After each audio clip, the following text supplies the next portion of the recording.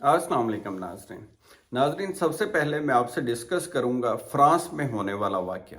France के अंदर आपने देखा है कि एक निहाल नामी 17 साल लड़का जो कि पुलिस के हाथों कत्ल हुआ।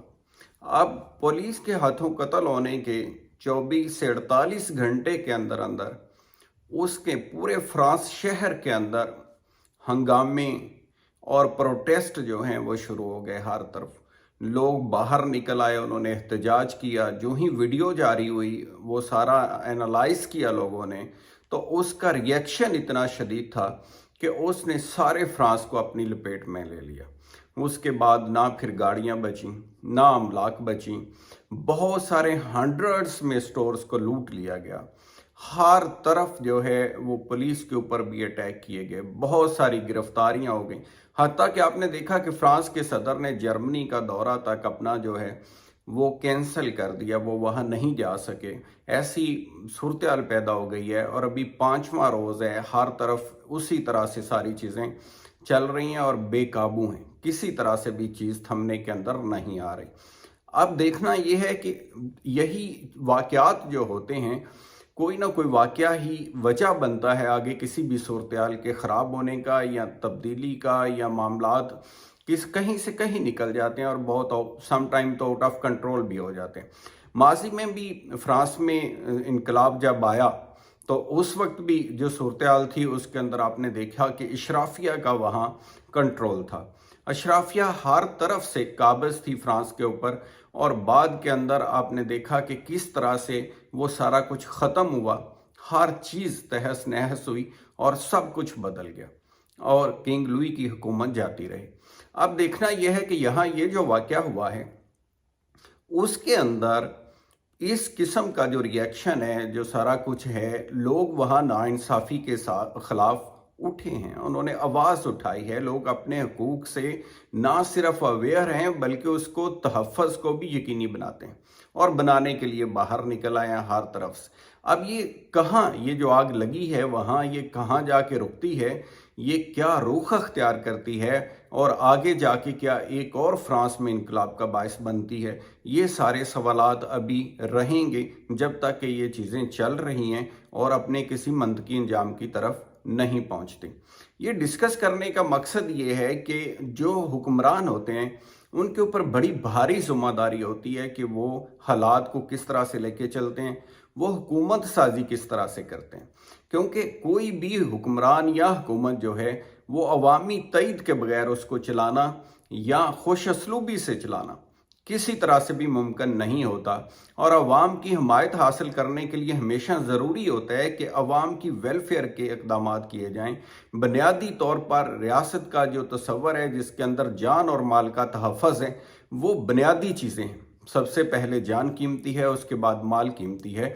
अगर जान का तहफ़्फ़ुज़ नहीं, जैसे आपने देखा फ्रांस के अंदर, तो उसका रिज़ल्ट बहुत ख़तरनाक निकलता है। उसका रिएक्शन भी इस तरह से ज़िंदा कौमों के अंदर आते हैं, वो अपना प्रोटेस्ट भी रिकॉर्ड कराती हैं, हर चीज़ सामने आती है।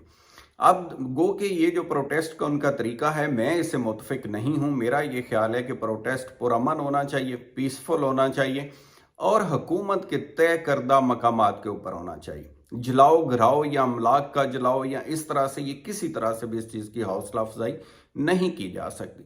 अलबत्ता ये हर कौम का अपना मिजाज है, उनका फ्रांस वालों का अपना मिजाज है। जिस तरीके से उन्होंने अपना प्रोटेस्ट रिकॉर्ड करवाया है और जिस तरह से वो निकले हैं, अब ये किस तरफ हालात जाते हैं या वो अपनी हुकूमत से किस तरह से, उनके अवाम जो है वो कितनी मुतमिन है, ये सारी चीज़ें उसके ऊपर डिपेंड करेंगी। अब जब हम पाकिस्तान की बात करते हैं तो पाकिस्तान के अंदर भी हमारे साथ आजकल जो सिचुएशन है उसमें आप देख रहे हैं सियासी तौर पर एक बहरान है। सियासतदान जो हैं या हुकूमत जो है वो किसी तरह से अदालतों के फैसले मानने से साफ इनकार कर चुकी है। दूसरी तरफ जो सियासी कारकुन हैं, सियासतदान जो बड़े लीडर हैं, ये एक दूसरे के ऊपर केसेस भी बनाते आए हमेशा से पाकिस्तान में, एक दूसरे को जेल में भी डालते आए और हर हद तक जाते रहे हैं।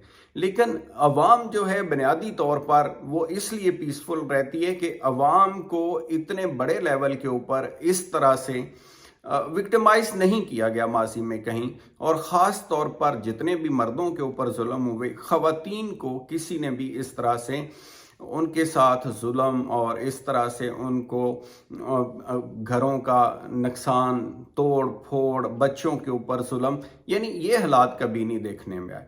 अब यही सूरत जो है ये ख़तरे की एक घड़ी है और अलामत है। यहाँ भी हुकूमत के ऊपर बड़ी भारी ज़िम्मेदारी है कि वो अपनी सियासत को बाहर तक रखें, मर्दों तक रखें, सियासतदानों तक रखें। जो पॉलिटिकल वर्कर होते हैं किसी भी जमात के, वो काबिल एहतराम होते हैं। वो एक अपनी आज कोई देखें, माजी में जो पॉलिटिकल वर्कर अगर एक जमात के साथ थे, उनको उसका नज़रिया पसंद था, तो बाद में आप अच्छे काम करें, हो सकता है वो पॉलिटिकल वर्कर अपना रिव्यू करे अपनी सोच के ऊपर, वो नए किसी लीडर के साथ आ जाए या इस तरह से चीज़ें चेंज। अवाम तो वही रहेगी, अवाम तो नहीं बदलेगी। अब सारी अवाम को तो नहीं मारा जा सकता कि अपनी हिमायत हासिल करने के लिए आप कितनी अवाम को मार सकते हैं, कितनी अवाम के ऊपर जबर कर सकते हैं, कितनी अवाम के ऊपर जुल्म कर सकते हैं, और जुल्म के साथ हिमायत हासिल नहीं की जा सकती।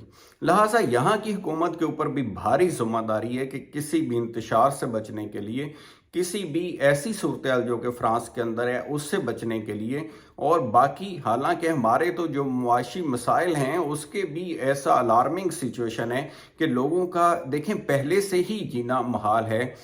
परचेजिंग पार लोगों की ख़त्म हो गई है, मिडिल क्लास ख़त्म हो गई है, रख रखाव ख़त्म हो गया, लोगों का जो भरम थे वो टूट गए हैं। अब वो चीज़ नहीं रहा। सफ़ेद कपड़े वाला जो कंसेप्ट था कि जी वो चिट कपड़िए लोग जो हैं वो एक तरह से क्लास ही ख़त्म कर दी गई है। अब यहाँ गरीब हैं, यहाँ वो शराफिया के 400-500 ख़ानदान हैं जो अमीर से अमीर तर होते जा रहे हैं, और गरीब जो हैं वो गरीब से गरीब तर होते जा रहे हैं। तमाम जितना भी कर्ज़ों का बोझ है या बाकी चीज़ों का बोझ है वो आम आवाम के ऊपर डाल दिया जाता है, और बड़े लोगों को आप देखेंगे सस्ते कर्जे मिलेंगे।